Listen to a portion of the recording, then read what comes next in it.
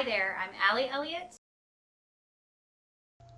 Hi, we're back today. I'm Aly Elliott, and today we are continuing the Hiraeth series, the series on the series with Logan and his image. Logan Phillip was lovingly referred to as Logan Bob by those who loved him best, and that's how he became known throughout our group on Miss. His mom, Emily, is one of them that I met through the Miss Foundation as well, through our support group. And he would be 13 now. He would be 13 when we did the image and when we did the questionnaire. Like I mentioned, and you've heard this story many times before if you've been following this series, his mother and I came to know each other after our children passed and around the same time period. So we went through a lot of these phases together and leaned on each other when we were in different ones. And she's one of that core group of women that was very important to me and my grief, and hopefully I've been there for her and hers. And Logan is one of those babies that I just know. Things remind me of him, and I'm not his mother. So I was really, really glad to have them participate in this project. We initially planned to meet up a couple of years before it actually worked, 1 or 2 years before it actually worked out. My family and I were away at a tournament for my kids to play esports, and we were kind of close to her family. I think it was still probably 3 or 4 hour drive. And the morning we were supposed to have the shoot, one of her kiddos got sick, and it just wasn't meant to be. And that actually changed the course of the image from a concept that I didn't end up using because it didn't fit anybody quite right. But the concept that we did use for Logan's image ended up being just absolutely perfect for him. So I feel like it was one of those things where fate kind of stepped in and handled that part of it for us. This concept is very similar in idea to the original image from the Hiraeth series, the original one of my own children, but I wanted to make sure that it had its own separate identity, that it had its own story, that it was very unique to Logan. And the original image that I had developed for them was kind of a cityscape. Part of it was based on where we were going to be able to meet, and it would have been beautiful, but it wouldn't quite have been him. Like, I feel like this represents him. We wanted nature and rays of sun, and the weather cooperated with us. Again, we were meeting partway from where she was and partway from where I was, and it was an area we didn't know, so we were kind of going based on the internet, based on friends' recommendations. This was recommended by a friend of mine on Facebook as a really nice park, and I spoke to them ahead of time, and they said, well, I can't tell you that you have permission to be in the water, but I can tell you that the people who would say something won't say anything. So it was kind of a wink.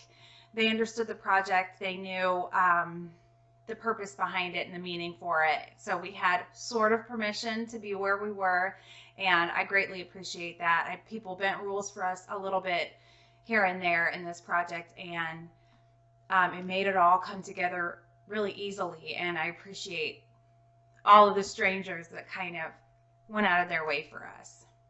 So anybody who knows Emily probably has a nice deep connection with her. She's easy to talk to. She's somebody that pours her heart out, wears her heart on her sleeve, and everybody around her is grateful for that. So we had a fantastic connection, and I felt like I knew Logan. I felt like I knew his story, and I knew things that would represent him well, but I still wanted that perspective that's so unique and so individual to her. And she was very forthcoming in helping me see her perspective. And I wanted to get that as part of the image. So we met none of these sessions took very long, and they were very quick, 10, 15, 20, max 30 minutes. Part of it was just schedule and the way I knew people were giving me their time to be there, and I had one chance to get it right. So planning was extensive to make the actual session not take very long at all. And every single time the weather cooperated beautifully, which was out of our hands and absolutely perfect. This was another one of those days. It was a warm summer day. It was beautiful weather, not a cloud in the sky. And we had this gorgeous scene where the sun was beaming down through nature. I mean, you can't create something as beautiful as God can. And he handled that for us that day. And the reflections were stunning. The texture of the rocks were stunning. And Emily and I sat there afterwards chatting, and a red cardinal stopped by for a little visit. Just the one, just a little hello. And it was a very nice feeling. It was comforting. And I think we both were both like, did you see that? And we did. I planned out Logan's face and build and everything based on his images and his brothers and what his mother thought he would look like, what she envisioned of him. And in all of this, in this entire series, I wanted badly to give each of these kids their very own distinct look that I felt like was them, that was unique to them. Even though I was using pieces of the brothers and sisters, I didn't want you to be able to tell what pieces of the brothers and sisters I was using, because while siblings look alike, they all have their own unique something about them. So even the pieces that I took off of their brothers and sisters standing in their place were manipulated somehow. I made cheeks rounder, I made dimples deeper, changed eye colors, manipulated the shape a little bit. There was no pixel left untouched, particularly on the reflections of the children, because that was so important. That's the whole point of this, was to get that part right. So it was very meticulous.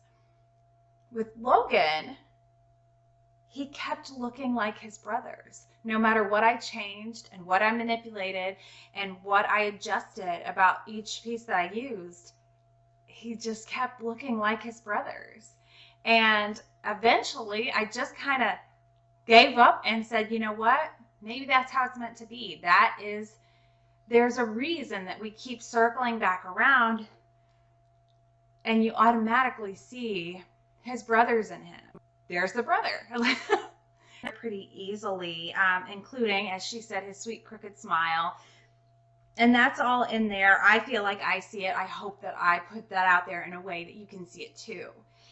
Rays of sunshine were another, anything beautiful. I think she said beautiful in nature. Rays of sunshines coming down through the clouds, beautiful. And that scenery just was perfect. It was perfect for that moment. That was another one of the things that I didn't know ahead of time, and it just worked out beautifully. I changed some of the colors. I manipulated some of the colors to be more natural and keep the focus on him in kind of a cool blue hue. And I drained most of the rest of the image of much color at all and made it more natural green tones so that he could stand out a little bit, and gave him a little splash too, because 4 boys aren't going to be standing still in the water, and they're no different. So that little splash is just indicative of here he is. So I will read to you now what his mother wrote. Again, this was, and I'm going to read to you too what she wrote about what to write, because this is the question that a lot of us struggled with and weren't sure what we wanted to put out there. And she was one of them that voiced that to me and said, I'd struggle with this question so much. I've started my reply, deleted it so many times. I don't know why, but this is what I needed to share, my pain. And I don't share it very often.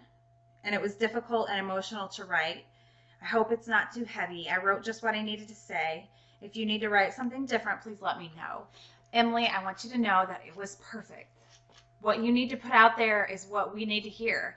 And it's Logan's story that needs to be told, and you told it beautifully. And I'm going to share that now with everybody watching to go along with his image. I want people to know Logan is loved, cherished, and missed in a way that cannot be explained in any words, in any language. Losing him made a wound in my very soul that will never go away. The love I have for him and the primal, instinctual pain I feel at any thought of his short life brings me to my knees. It knocks me down and takes my breath away.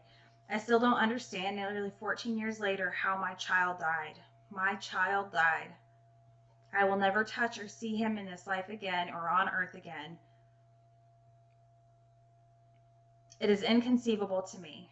I believe that Logan knew he wouldn't be here very long, and I believe that he loved us so much. His dad, his brothers, me. He was special. There was something about him that was so different than the rest of us. He was beautiful. If I ever get to a point where I don't remember anything or anyone in my life, I know I will remember Logan. His life, his death, is a part of who I am. I crave to touch him, to hold him, to see him. My arms still ache for him, physically ache to hold him. My heart physically hurts when I allow myself to truly feel my grief. I miss him with my mind, my body, my soul. I feel his loss in my bones, in my veins, with every breath I take. I don't want anyone who has recently lost a child to feel hopeless if they read this. I want them to know, to have hope, that life does go on, that life is worth living, that there will be beauty, laughter, happy moments, and love. The pain of losing Logan no longer occupies my mind like an obsession that won't go away. It was like that for some time after he died, but the agony has lessened somehow with time. I'm able to smile when I think of his crooked little smile, or the way he used to focus so hard trying to reach and pull up of his sweet, precious monkey slippers. It doesn't always hurt this bad. There is hope. One last thing, please practice safe sleeping habits with your babies. Logan died on his tummy, and I can't get over that. Maybe he would still be here if I would have laid him on his back. Listen to your gut, cherish the moments, all of them, big and small. Love your children with your entire being. Tell them you love them, because life isn't promised. You never know when your last moment might be. We love Logan. He will never be forgotten. And I love that through the pain that she carries in missing Logan and loving Logan, she's still looking out for others in safe sleep habits and in making sure that newly bereaved mothers don't feel hopeless. And that is one thing that I really wanted this project to bring.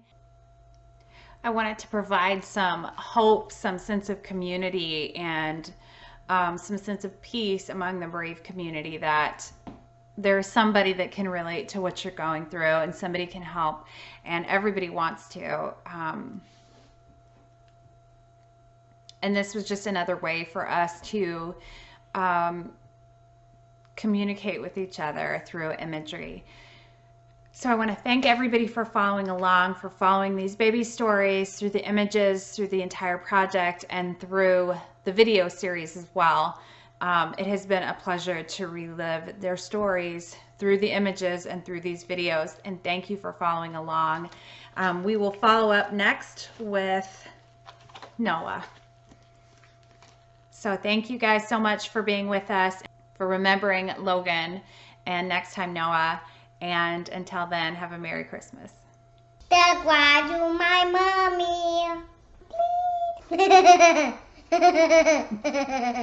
mommy.